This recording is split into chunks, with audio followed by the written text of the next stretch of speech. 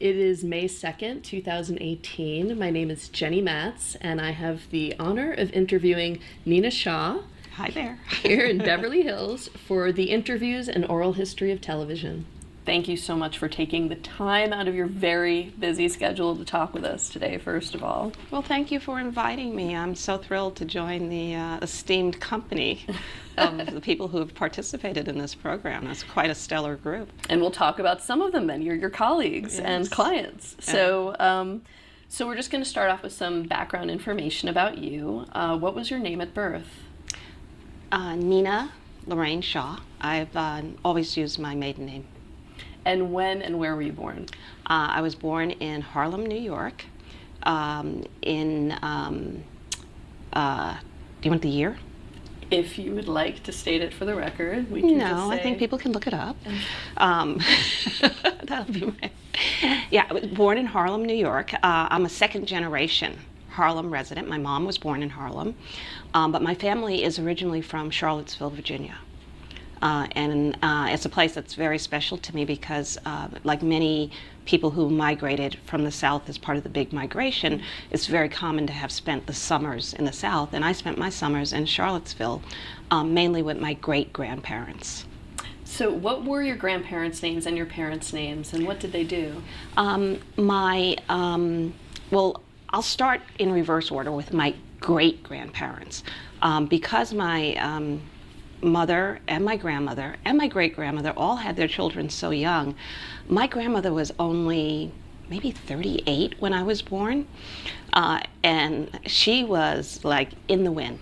She was a nurse at the VA hospital in Brooklyn. Her name was Thelma, her maiden name Thelma Hardy, and at that point she was Thelma Onley. Onley's a big family name for us. And later in life, she became Thelma Davis after my grandfather died and she remarried. So she was kind of in the wind. She was, fly and fabulous and 40, and, we barely saw her except when my sisters and brothers and I would sometimes, because she lived very close to us, we would go to the train station and we would walk to the train station and meet her, and we would all yell, "Grandma, Grandma, Grandma." And she's like 45 years old, and it's like these three overgrown children just yelling and screaming your name, and she would always say, "Do you have to say Grandma so loud?" So I think in some ways her parents, her mother and father, were in many ways a much greater influence on me because I would spend my entire summer often with them in Charlottesville. And they were really kind of pillars of Charlottesville's Black society. First of all, they had been in the Charlottesville Glen Ivy, it's Glen, I can't remember the name of the town, the adjacent towns for many years, for many generations. They had been, their ancestors had been slaves there in the surrounding area. After slavery, my 3 times great-grandfather walked from the plantation where he was enslaved. He was only 16. It was in Gooch County, and it was the Peyton plantation, which was a huge plantation. Many people enslaved there, and Peyton is a very common name for African Americans in Virginia because of that. So my 3 times great-grandfather, Evans Payne, walked from Richmond, from the plantation to Richmond. And his family had been enslaved on the Payne plantation for at least 3 generations that he knew of. He had been a slave there, his parents and his grandparents. So that would have taken them back probably to the early 1800s, late 1700s. So we were part of the enslaved people of this country for many, many generations. So he walked to Richmond. He became a day laborer, and he always told this story, which my great-grandfather always told me, about how he learned to read. He was working, and he found a piece of a book in some debris, and he would save his money, and he got a young girl, an 11, 12-year-old white girl, to teach him a word every day. and this is how he learned how to read. And he was always so proud of it. And my great-grandfather would tell me this story all the time, a story that he sat on his grandfather's lap and heard, about how he had learned to read from this piece of book. He ultimately was able to go to college, and then he received an honorary PhD, and he was a very esteemed, very famous minister, the Reverend Dr. Evans Payne. He was a contemporary of many of the civil rights leaders of that era. In fact, I'm blanking here for a minute. He's been written about extensively, and my family history has been documented extensively. And when he died, it was front page news in all of the black newspapers in that part of the country, because he had been the minister of his church for more than 50 years. And he was a very close friend and contemporary of Booker T. Washington's. And Booker T. Washington wrote about him quite a bit. And his big thing was financial solvency. So he started a savings and loan. So I came from quite a storied family, and I had a very good sense of kind of history of that family, and that we were very well-known, very respected people in that town. And everywhere I went, people would say, "Are you Miss Harder's granddaughter?" And that would be, and I would say yes, and everyone would point to me. So I really had this tremendous sense of my own place and self, which I think has carried me through the years. Yeah. Was that any kind of pressure put on you to succeed in school or other accomplishments because of that history? Absolutely, but not pressure in the way that I interpret your question. Pressure in the way of to live up to the model of these people. I mean, to not have been able to read until you were 16 years old, to have walked, more than a day to find a job, to have done all of these things. It wasn't pressure in the sense of, Nina, you better do this. It was more pressure of, how can I live up to the model of these people? How can I be a person who's worthy of having been a Peyton and a Hardy and an Onley, when those things meant a great deal? So from an early age, what were your ambitions to live up to that? Well, more than anything, initially I wanted to be like my great-grandmother, a seamstress. She was the most talented seamstress you could ever imagine. I mean, she could make everything. She made clothing that she would just drape on you. She upholstered furniture, and often we would go to in the town, we would go to the homes of white people, and we would reupholster their furniture in their homes. A lot of times we had done all the work, and so I would help her with that. I would thread the needle, and I would do all the hand sewing of the cords and the seams and things like that when I sat on the floor with her, and I was so proud of that. And she would make clothes for me or for others in our family, and I would make clothes for my Barbie.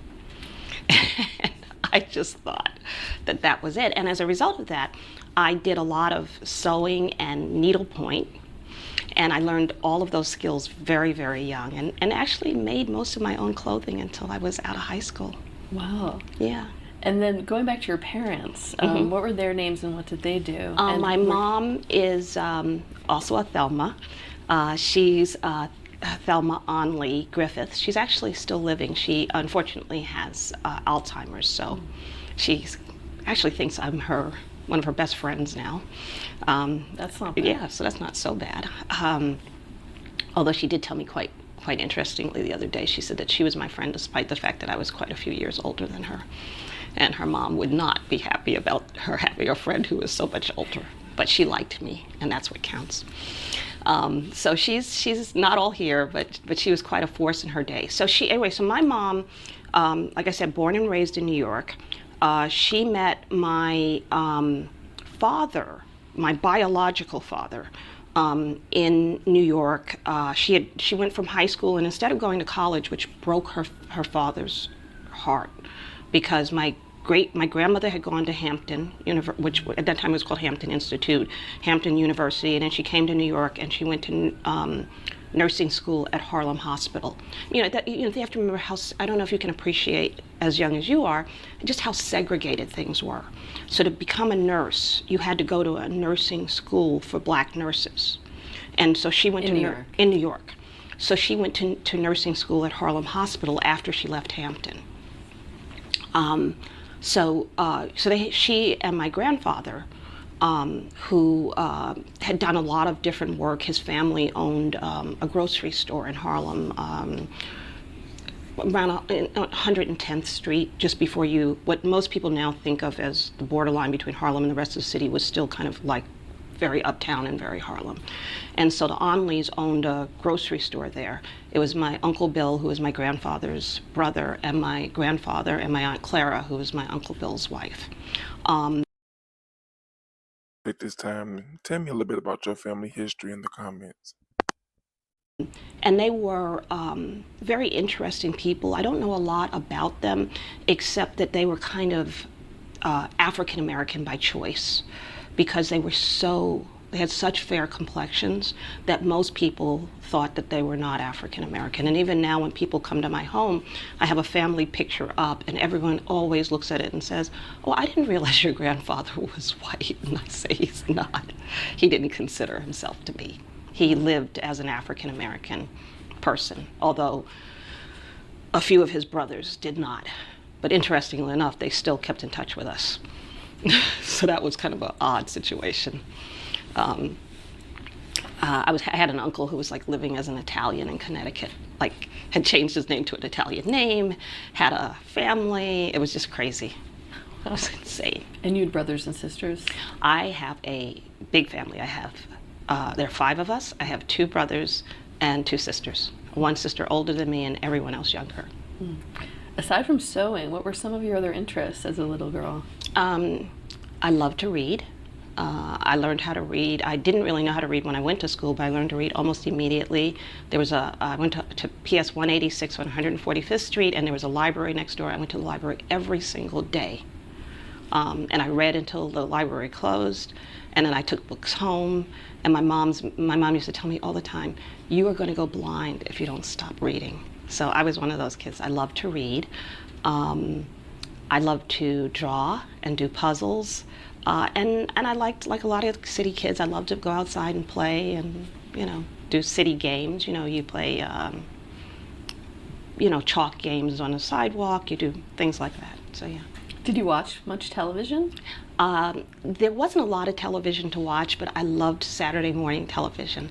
It was Mickey Mouse, it was Sky King and his niece Penny, The Adventures of Sky King and his niece Penny, and a few, there was a very rigid Saturday morning television lineup that I watched. In those days, a little history for everyone, there were very, very few people of color and African Americans on TV. So whenever someone was on TV who was African American, you would start yelling, "Come here, come here, come here," and everyone would run in the room to see it. And in fact, in the back of Jet magazine for the week, they would tell you what black people were going to be on TV. Wow. What Negroes were going to be on TV. Do you remember seeing little Leslie Uggams on Sing Along with Mitch? I did. I saw Sing Along with Mitch was my great-grandmother's favorite show. That and the Lawrence Welk Show. Don't ask me. So I saw all of those shows. I remember seeing East Side, West Side with George C. Scott and Cicely Tyson. And even though she was, I think, a secretary or something like that on the show, I just was like, she wasn't a maid, which was just such a relief. And yeah, so that was my introduction. I loved television, and like most families of that time, we only had one TV, and it was black and white. Right, sure. I read somewhere you watched The Defenders. I watched The Defenders. I loved all of those. Even then, isn't it funny? I loved Perry Mason. I loved The Defenders. I loved East Side, West Side. I loved all of those kind of procedural dramas or lawyer shows, so it must have been preordained. Was there ever any inkling you would go into this field? Or when was the earliest you thought about it? It's so funny because you hear so many horrible lawyer jokes, but in the community that I grew up in, there were a number of really respected professions. One of them, of course, was to be an undertaker, because an undertaker in a black community is a really insular kind of job because you only handle the remains of black people. So you're very much a part of the community and you're not dependent on anything outside of the community for your livelihood or well-being. So that, believe it or not, at that time was a huge kind of respectful job to have because you weren't dependent on white people. It was purely, so an undertaker, the ministry, a lawyer, a school teacher. Now, I didn't know any lawyers. I'd never met a lawyer. I'd only read about them. And you know, lawyers at that time, you know, people like Thurgood Marshall, they were just like, they were like superheroes. So to aspire to be that kind of lawyer, I thought that was the greatest thing in the world. When I used to hear like lawyer jokes when I got to be older, I was like, what? This is like a great job. And I still feel that way about the profession. Yeah. So you went to college at Barnard, and then Columbia Law School. Yes. Was there any particular area of law you were interested in studying? Well, I knew I couldn't be a litigator. I knew that whatever I did, it would be transactional, because I felt that my best subjects and my interests were more in structuring transactions, corporations, taxation. Those are the subjects that I enjoyed the most and I did the best in. So I felt that's where I would go. Were there any professors you had that really made an impact on you? A few, more so at Barnard than Columbia, because, you know, it was strange. Barnard was a really great experience for me, and I think going to a women's college, which I'm really high on, single-sex education for women, you know, you get to see women in such positions of leadership, and it allows you to think of yourself as someone who can be a leader. And I went to Barnard. It was interesting. I went to high school in the Bronx, which was, by that point, my family had moved to the Bronx.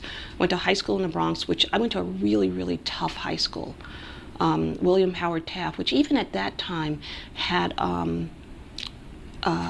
metal detectors to get in and out of the school. And this is like before there were metal detectors at the airport.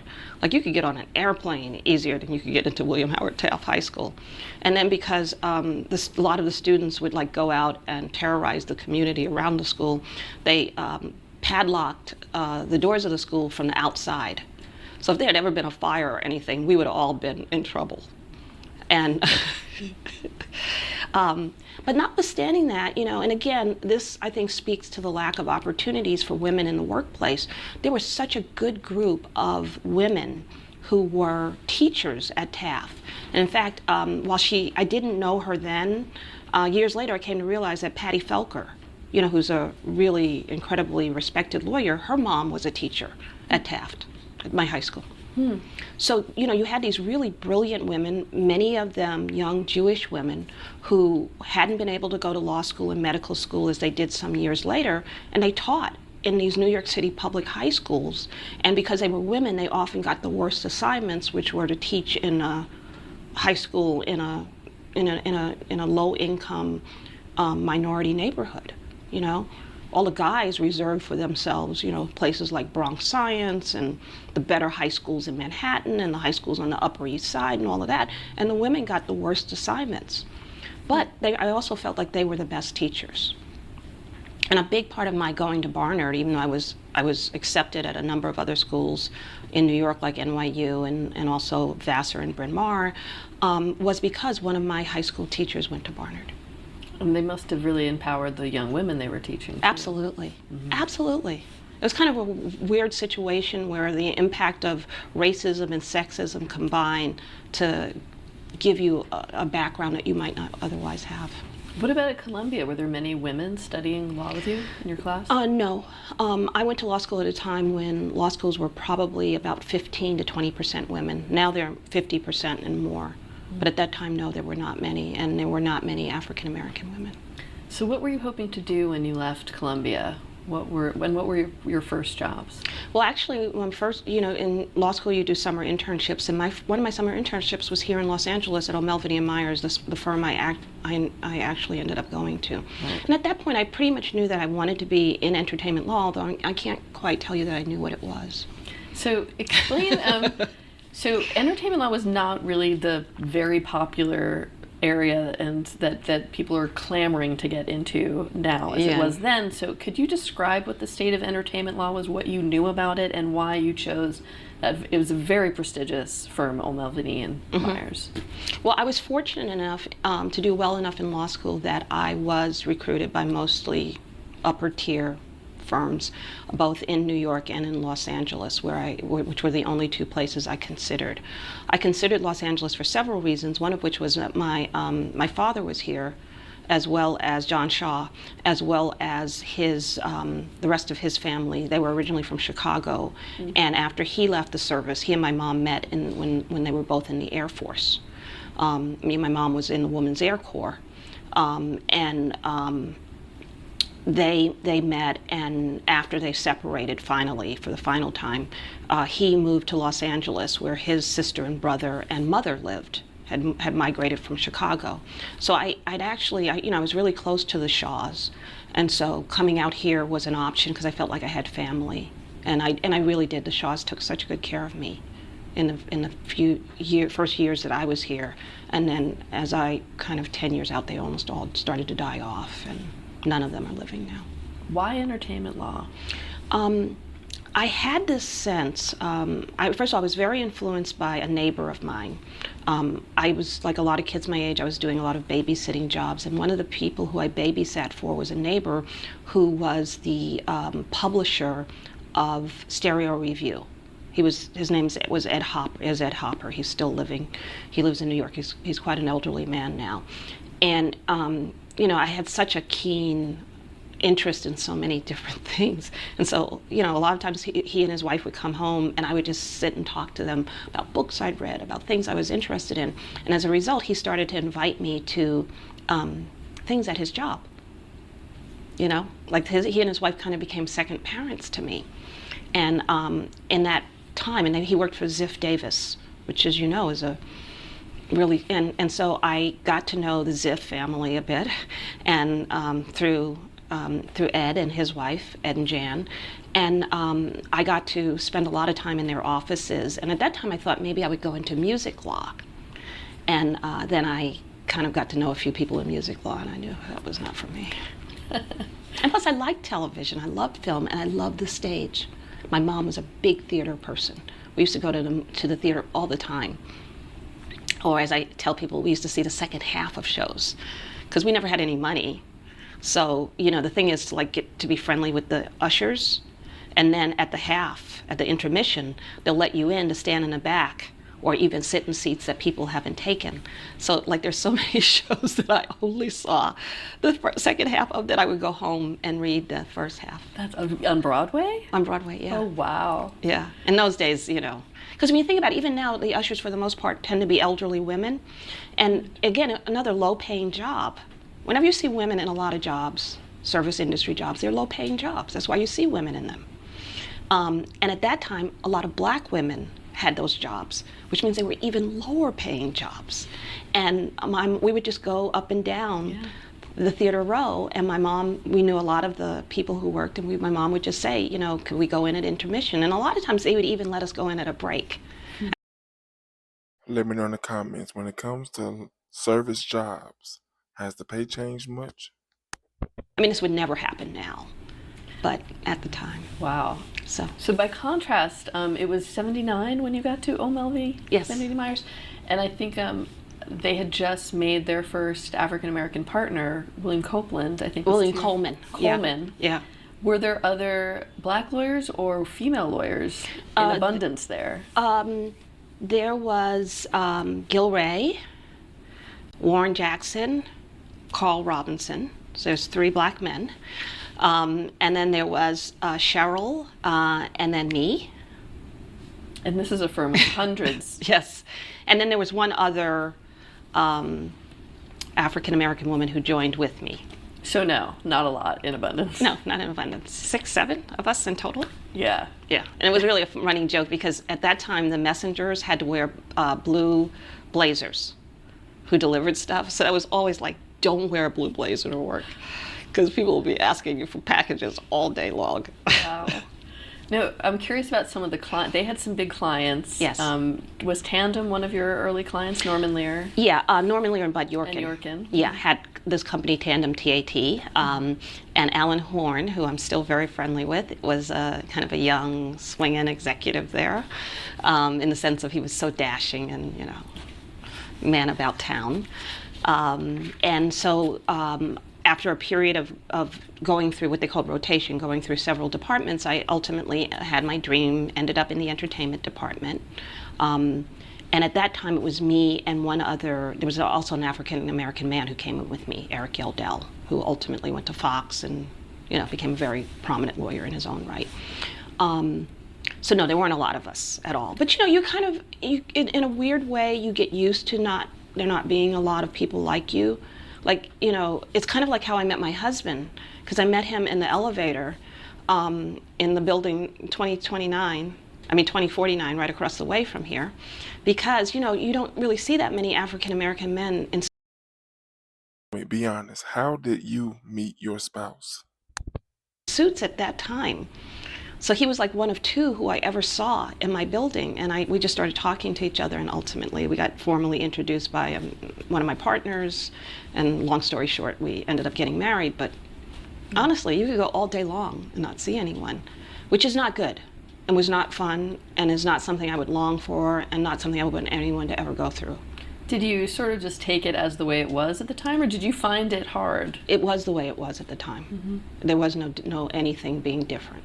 I grew up in I grew up in Harlem of the 60s and 70s, which was enormously segregated. You never saw a white person in Harlem after 5 o'clock. When the stores closed, to the extent that there were white people owned stores, which they often did, mainly things like butcher shops, and Harlem had a big Jewish population. There were still a lot of kosher butcher shops and things like that in the neighborhood, but after 5 o'clock, they closed the gates on those stores, and you never saw anyone. And you'd see little pockets of elderly, primarily Jewish women, who didn't have families of their own and hadn't had the money to move out of Harlem when Harlem became a black neighborhood. Right. And those were the only people you ever saw in Harlem.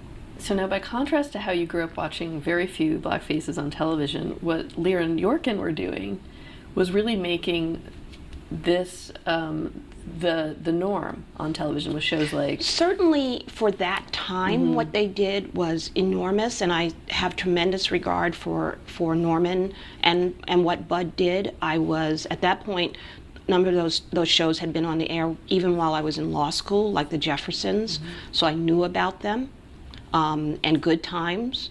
So, to see those faces on television at the time was revolutionary. So yes, it was an amazing thing. And the other amazing thing about Norman's company was how many women were in it, which I did not appreciate at the time as being different.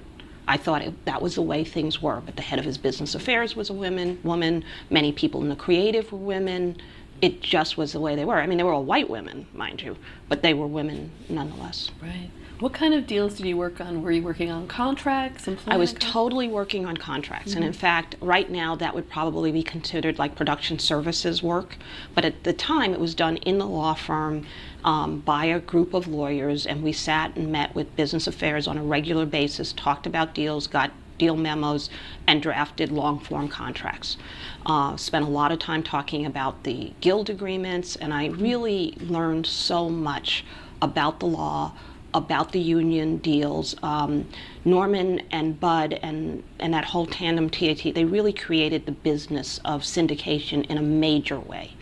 So, and they called their syndication company, I think it was called Pitts, Pie in the Sky. And they syndicated all of those shows and did very well for themselves. Were you involved with the syndication deals? Absolutely. What's to Viacom, right, from CBS? Yeah, but remember, this is all, they were a standalone company, and you don't see that anymore. You don't see individual companies that aren't corporate pods, or somehow it's a very unusual situation to find a standalone company that both produces and distributes its own product. Were there novel legal issues you were dealing with at the time? Oh, absolutely, because there were so many things. For example, now we take for granted that someone might be in a show and then have a show of their own created, a la Cheers to Frasier.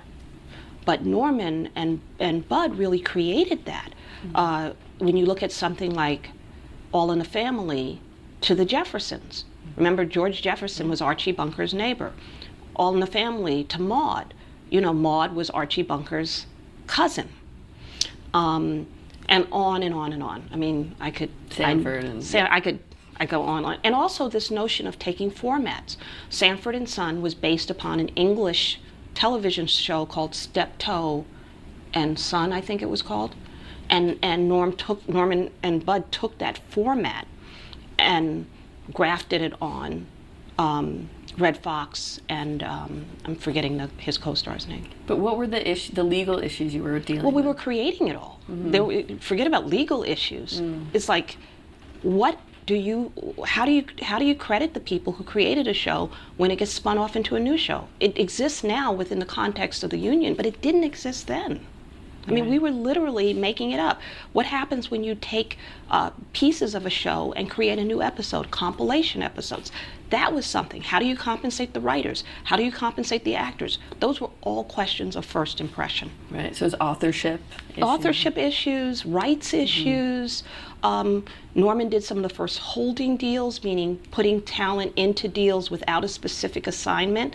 There was nothing in the union agreement that really addressed that. So you were not only negotiating with talent, but you were also negotiating with the union to try to figure out. Now, those negotiations were a little bit above my pay grade, but I was still party to them and privy to what was being said and hearing and seeing them discussed in the context of it. So it wasn't as if we had these kind of big issues. We had whole areas of the law that we had to invent, which is, so much more.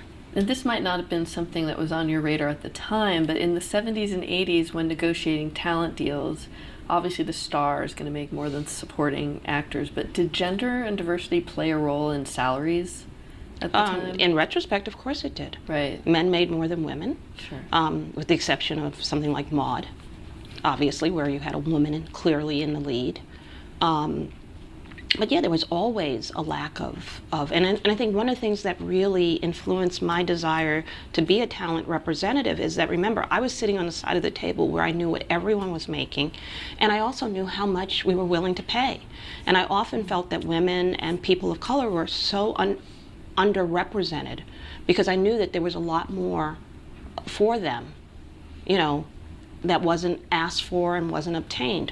Now, that doesn't count the people who were very successful and went on strike, like some of the stars of Good Times did, to ultimately receive the higher end payments. What about minors? Because you represented Facts of Life, right? Well, Facts of Life was a big show, so I knew all of those laws and rules about how to hire minors and court approving their agreements and all the rest of that. So that was also interesting. And it kind of gave me my first glimpse into dealing with, minors and the issues that come up with representing minors. What was your biggest takeaway from your time at O'Melveny and Myers? Well, I came out of it knowing that I didn't want to work in a large firm. That becoming a partner in a large firm, even if it were something that would have been presented to me, which it wouldn't have been, it's not something I wanted. Why? I just didn't really see a place for myself. When I joined O'Melveny, there was one woman who was a partner. And I can't even remember her name. I'm so embarrassed to say. But we only called her by her title, Mrs. Diane. I can't remember her. At any rate, she was famous for having had 2 or 3 children and having not taken more than 4 weeks off from work. She was just powerhouse.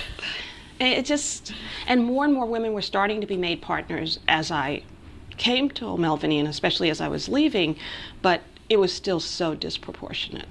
Wow. Yeah. Okay, so in 1981, you became a partner at Dern, Mason, Swerdlow, and Flume. It was at the time, right? Flume. I actually didn't become a partner. I joined them as an associate. Okay. I became a partner in 1986, I recall. It was a year before I got married. Okay. So I went the path of it's a tried and true path of being an associate at a large, prestigious firm and then moving into the boutique firm community. Mm-hmm. Except for me, it didn't work as smoothly because, first of all, I truly didn't understand. I was still so naive in many ways, and I didn't understand that these were really about relationships. And I thought that just being good at what I did and just being smart and just coming from a great school and a great firm, that people would be like, I can't wait to be in business with her. And that wasn't even remotely the case. There were a number of firms who I won't name, although I must tell you people in those firms have done these, who basically didn't hire women. They just didn't hire women. They didn't say they didn't hire women, but they would have one, maybe two women. I remember one of the very prominent firms, even now, the head of the firm saying to me at one time, I'd hire more in the current day. I would have hired more people, but no. And I was like, that's kind of BS. You went 10 years without hiring a woman. You didn't hire women. You just didn't say you didn't hire women. So, you have places that don't hire women. You think they were going to hire me? That was just, that was absurd for me to even think that would be the case, that I could have had a place in any of those firms. So what was different about Dell? The difference is, one, it was Dixon Dern. And Dixon's an interesting person in many ways, but of many lawyers that I met over the years, he was much more focused on what you could do. He was much more, and I came from a firm that did a lot of the kind of work that he was just starting to do. He had taken on a client, D.L. Taffner, who, like Norman Lear, was using a lot of formatted British shows to, he had one, can't remember all the shows, but he had a number of shows, and he was using them, and he was, formatting them and turning them into, American shows. And so someone who had that experience was to Dixon and my later partner, Ernie Dell. That was a big deal, and that's what they were focused with. So when I sent my resume to them, and there was an ad in the paper, and I sent my resume, they called me immediately. And honestly, most of the places I sent my resume to, I just got letters back saying that they had no interest in even seeing me. Wow. So, what were your first impressions of Dixon first? He's so idiosyncratic. He doesn't do it anymore now, but he used to smoke a pipe. And he had like a row of pipes on his desk. And he had this thing that you smash the tobacco into the pipe with, and he had this whole ritual. Oh, if Dixon sees this, he's going to be like, oh, Tina Shaw. And it was like, tap, tap, tap, tap. And I was just like, it was such a ritualistic thing. And now as I came to know him better, I could see, given his personality, that he needed that notion of. So I had a great conversation with him. Ernie Dell, I did not get a chance to meet because he was out sick. So I only talked to him on the telephone, but it was just the two of them in the entertainment department. And I remember Ernie will tell the story, I think, because we talk about it from time to time. So I talked to Ernie on the phone, and I said, listen, let me just tell you, because if you're not going to hire me, I don't want you to have a good conversation with me and then meet me and feel like I kept something from you. I said, so if you don't hire African Americans in this firm, just let me know now. And he said, oh, no. What was he going to say? Yes, I don't. But he couldn't have said that, but then he could have not. And he said, no, I would never not hire you for that reason, and you sound great. But at that point, I was so tired of looking for a job. And so knowing that this is why people weren't hiring me, I mean, why wouldn't they hire me, right? Columbia Law School, Albany, my peers were getting hired. They were getting interviews. I wasn't even getting interviews. Were you resentful at all? No, not resentful in a way that I think it was the way things were. It just meant that door was closed to you. I didn't have like this, oh, this is so unfair. This is so horrible. This is life. Everything that happened in life before that had prepared me for this. It wasn't like society had open doors. No one had open doors. Right. And O'Melveny and the other large firms understood that they, as large institutional hires, couldn't discriminate and had to join this rising tide of women and people of color coming into the workplace. But the small firms, please. Even now you have small firms that are almost majority men and majority white men. Nothing has changed in that sense.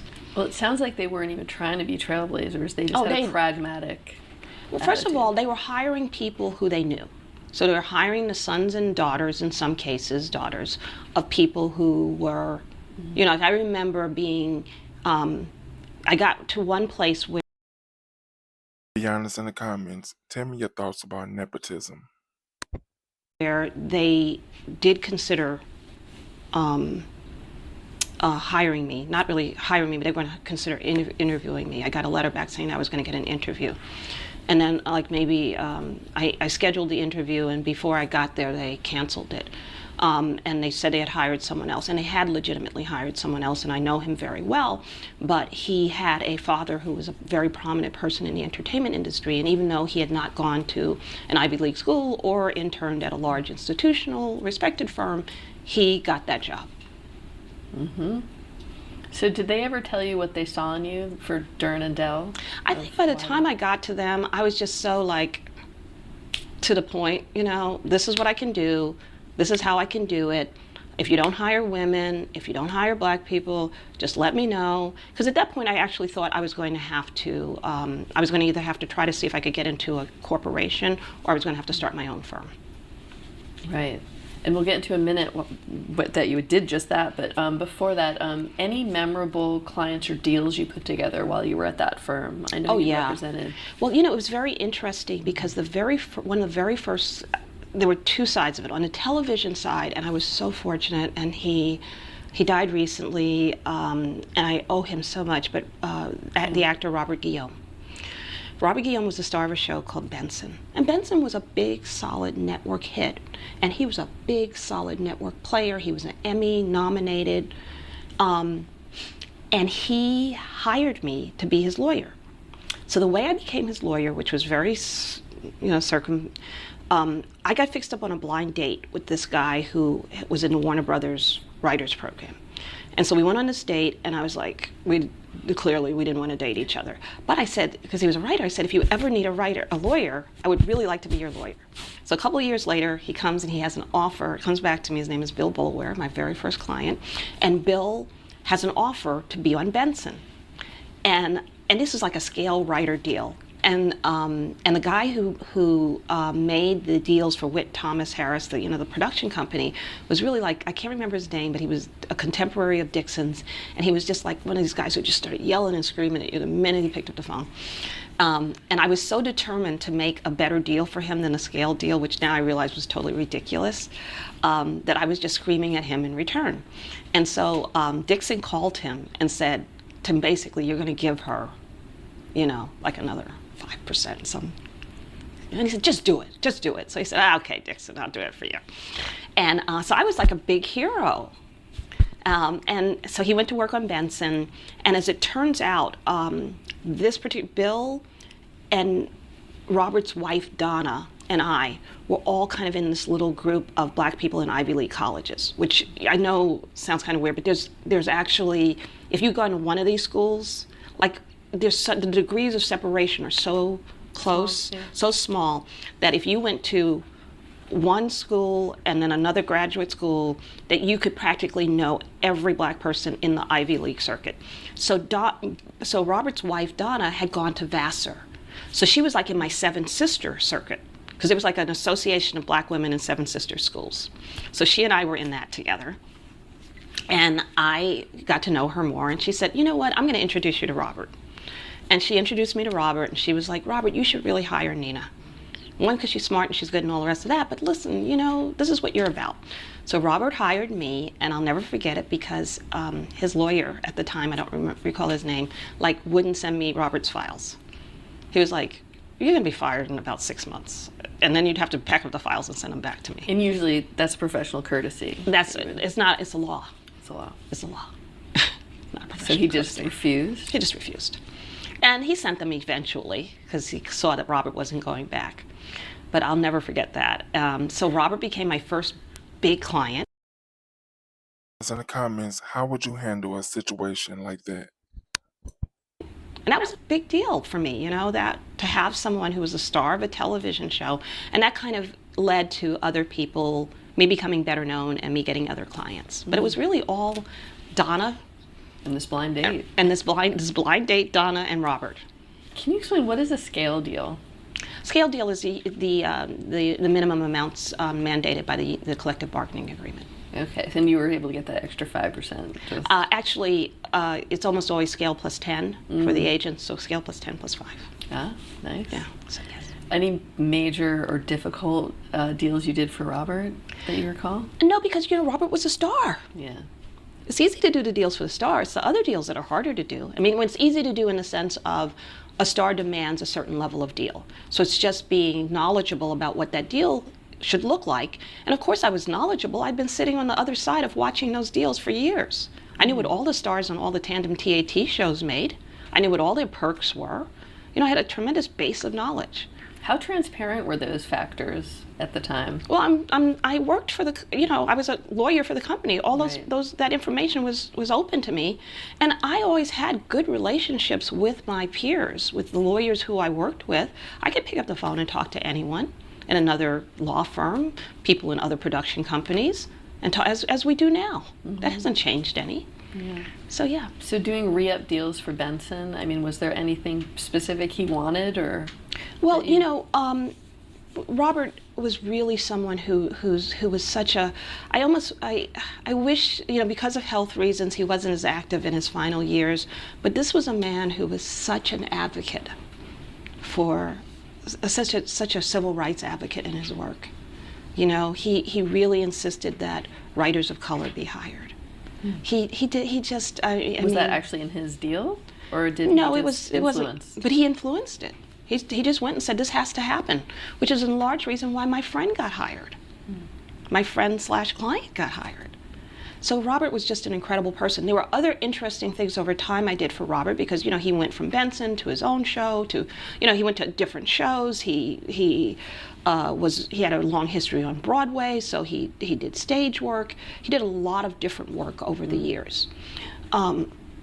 In terms of a deal that I would say seminal at the point I became a member of Dern Mason, Swerdlow and Floam, was two young men came to see me. It was really quite interesting because I think if one of them had not been Canadian and the other one Roman and the other Latin American, or he was really Cuban, but Latino, they probably would have never hired me because they would have known better.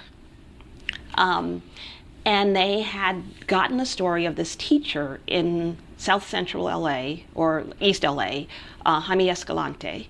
And Jaime was very well known for having introduced this rigorous math program into his high school, and a controversy that came about because as his students did well on standardized tests, it was believed that they weren't really doing this high level of math work.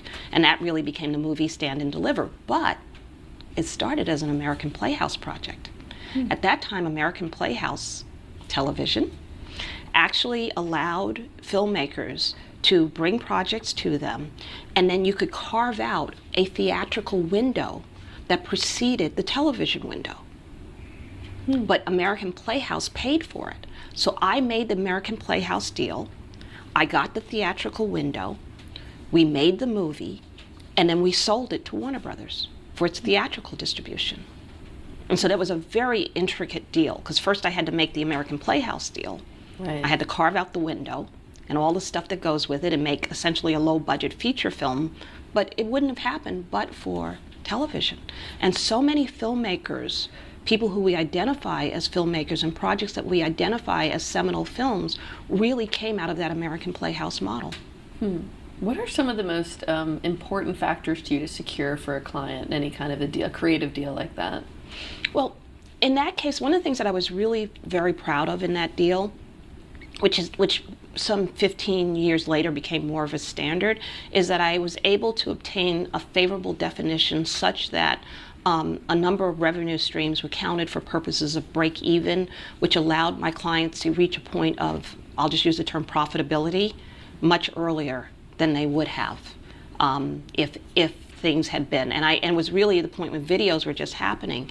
And at that point, videos were only accounted for on a royalty basis. Now this is almost a standard thing. Everything was royalties. The royalties were very small, and they were only on a piece of the compensation. And I went to Warner Brothers and convinced them which they said they would never do again, and they didn't do again for many years, that they should count all of the revenue towards break even for purposes of putting our clients into profits, and then they could count it at the regular rate.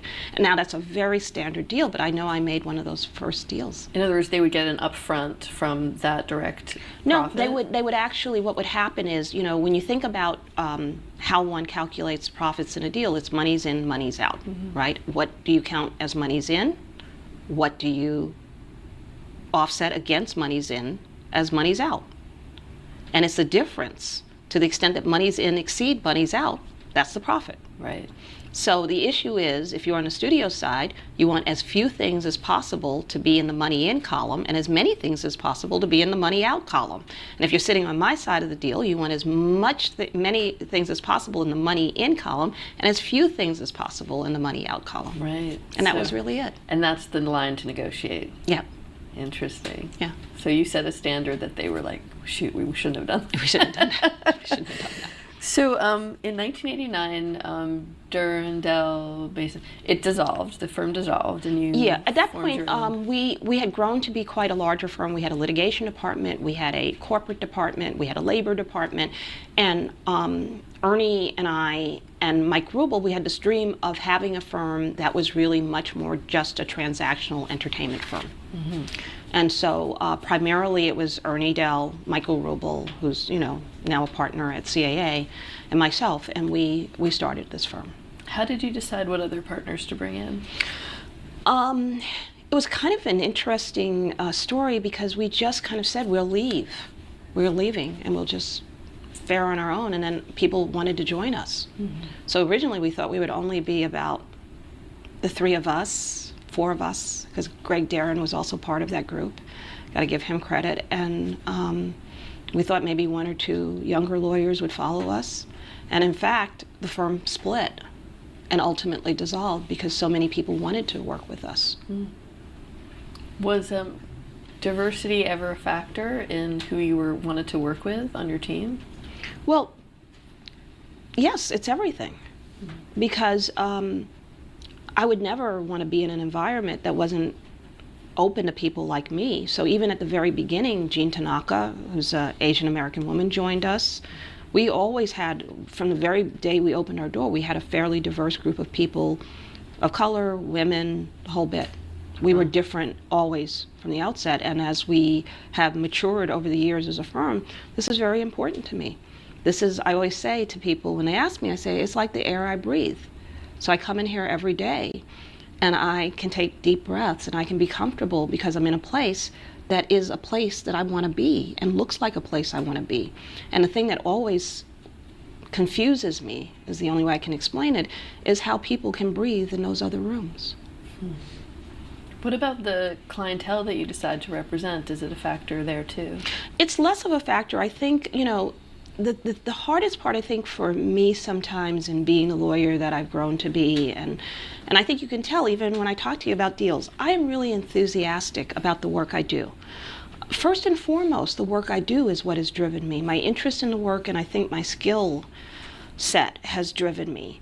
But I've often had to fight first the battles of diversity and inclusion because I can't get to the work without them. It would be so nice, I think I heard Sidney Poitier say once in an interview that some days he wanted to just be an actor. But he couldn't just be an actor, he had to be an actor and a civil rights advocate.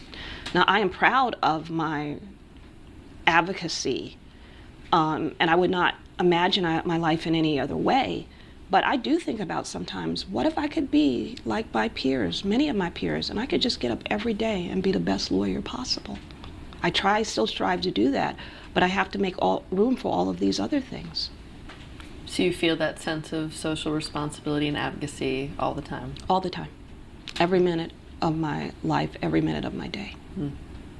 Did you have, with Ernie Dell, when you decided to form this company, any kind of overarching goal or mission of what you wanted to accomplish that would distinguish you guys from other firms? Well, we always knew that we would be a diverse and inclusive firm. And I really give Ernie and Michael Rubel a lot of credit because there was no other option for me. This is who I was, and I could not be anything else.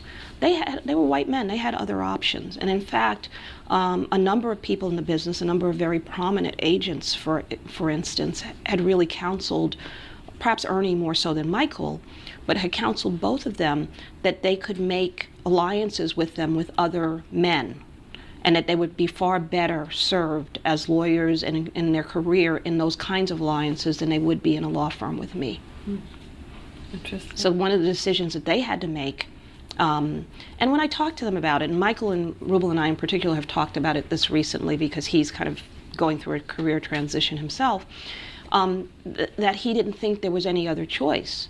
But I always marveled at the fact that they didn't think there was any other choice, and they kind of linked arms with me and went out. But that was not something that people in our business were uniformly supporting or counseling them. Like kind of their wise rabbis were saying in some cases, well, why you want to do that? Or why don't you want to do this? And why her? And who is she? Nina Shaw interview, part 1 of 3.